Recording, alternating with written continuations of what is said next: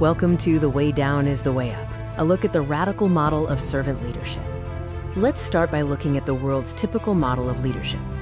We live in a fast-paced, modern metropolis driven by ambition and material success. It is a culture obsessed with climbing the corporate ladder, acquiring material wealth, and demanding to be served. Leadership is equated with power and status. But over 2,000 years ago, an entirely countercultural model of leadership was introduced. In a dimly lit ancient dining room, Jesus' followers were arguing over their ranks and who would have the highest seats of honor in the coming kingdom. As his disciples bickered over status, Jesus did the unthinkable, introducing a radically countercultural model. Jesus stands up, removes his outer garments, and ties a servant's towel around his waist. Washing feet was a profoundly demeaning task, reserved exclusively for the lowest slaves.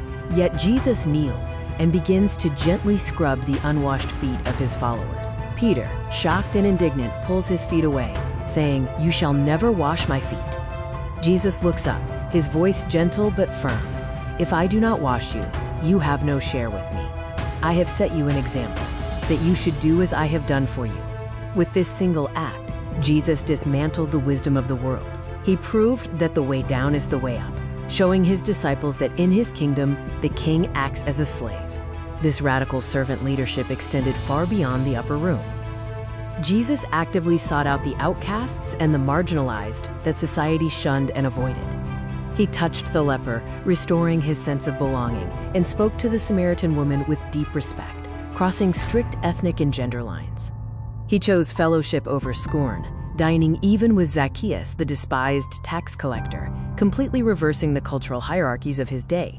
Today, this exact model of servant leadership resonates deeply in modern contexts.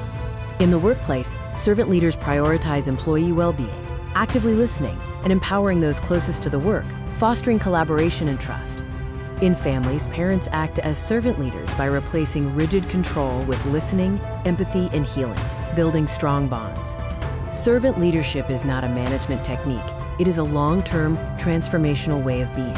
The ultimate test of this leadership remains the same today as it was in the first century.